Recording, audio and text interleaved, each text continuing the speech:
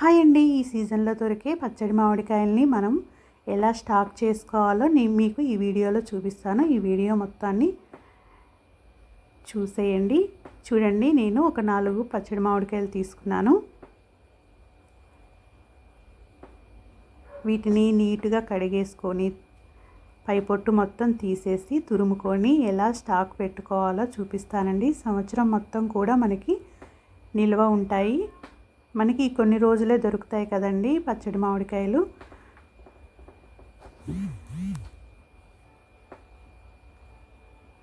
చూడండి, వీటిని మొత్తం ఇలా చిక్కు తీసేసుకున్నాను.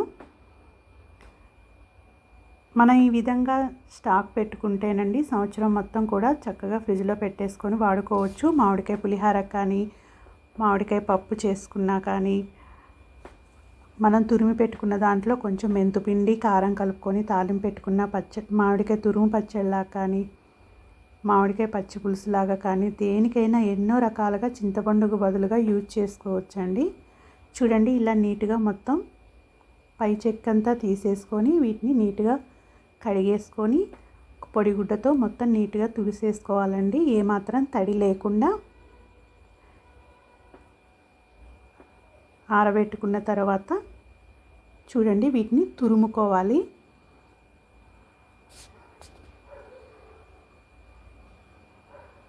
మనకి మామిడికాయ తినడం వల్ల హెల్త్ కూడా చాలా మంచిదండి. సి విటమిన్ ఎక్కువగా ఉంటుంది కాబట్టి మనం ఇలా తురిమేసి ఈ తురుముని స్టాక్ పెట్టుకున్నామంటే ఎన్నో రకాలుగా యూజ్ చేసుకోవచ్చు. చూడండి, మొత్తం ఇలా తురిమేసుకుంటున్నాను. మీలో కూడా చాలామంది ఇప్పటివరకు నాకు తెలిసి స్టాక్ పెట్టేసుకుని ఉంటారు. మీరు ఎలా స్టాక్ పెట్టుకున్నారో లేదో నాకు కామెంట్ చేయండి ఫ్రెండ్స్. కొత్తగా నా ఛానల్ని చూస్తున్న వాళ్ళైతే సబ్స్క్రైబ్ చేసుకోండి, షేర్ చేయండి, లైక్ చేయండి, కామెంట్ చేయండి. చూడండి, ఒక పెద్ద స్పూన్తో ఒక అర స్పూన్ పసుపు వేసుకుంటున్నాను.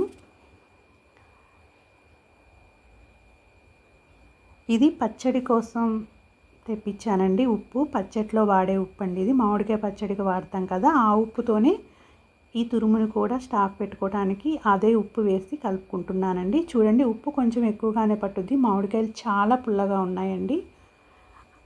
మనం ఇలా వేసుకొని కొంచెమంతా మనం కలిపిన తర్వాత కొంచెమంతా జస్ట్ నోట్లో వేసుకొని చూస్తే మనకి ఉప్పు సరిపోయిందా లేదా తెలుస్తుందండి. కొంచెం ఉప్పుగా అనిపించే వరకు మనం ఉప్పు వేసుకోవాలి. నేనైతే ప్రస్తుతానికి ఇలా వేసి కలిపి చూసుకొని మళ్ళీ వేసుకుంటానండి. చూడండి, ఉప్పు పసుపు వేసేసి మొత్తం కలిసేలాగా చక్కగా కలిపేసుకోవాలి.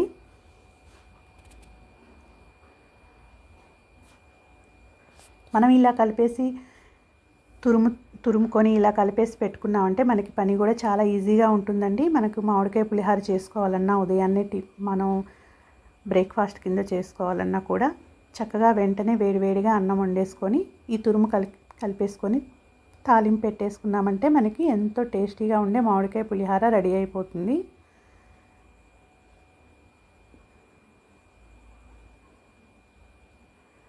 చూడండి, ఇప్పుడు చూస్తున్నాను కొంచెమంతా టేస్ట్ నాకు ఇంకా సరిపోనట్టు అనిపించిందండి. ఇంకా కొంచెం ఉప్పు కలుపుతాను ఇందులో. మనకి ఉప్పు సరిపోను కలుపుకొని ఒక డబ్బాలో పెట్టి ఫ్రిడ్జ్లో పెట్టుకున్నామంటే మనకి ఎన్ని రోజులైనా స్టాక్ ఉంటుందండి. మనకి సంవత్సరం వరకు పాడవదండి. అసలు ఈరోజు ఎలా కలిపి పెట్టామో అలాగే ఉంటుంది.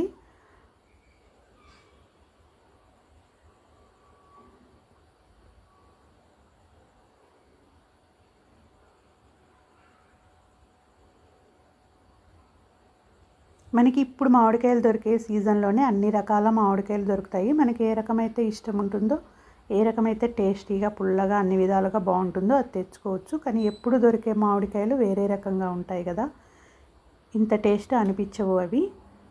చూడండి, నాకైతే ఇంకా ఉప్పు పడుతుంది. ఇలా మొత్తం తగినంత ఉప్పు వేసుకొని చక్కగా మొత్తం ఇలా కలిపేసుకోండి.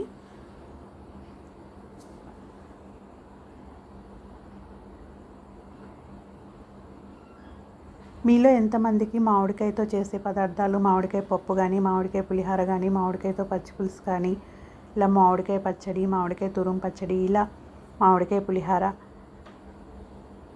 నాకైతే చాలా ఇష్టం అండి. మీలో ఎంతమందికి ఇష్టమో నాకు కామెంట్ చేయండి ఫ్రెండ్స్. మీరు నా వీడియోలు చూస్తున్నారు కానీ లైక్ చేయట్లేదు.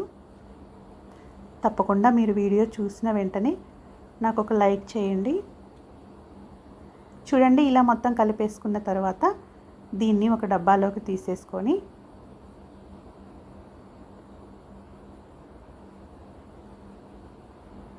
మీకు గాజు సీసా ఉన్న గాజు సీసాలో కూడా పెట్టేసుకోవచ్చండి.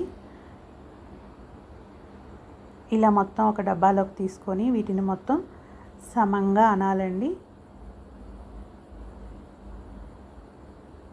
చూడండి, ఇలా నీట్గా అనేసుకొని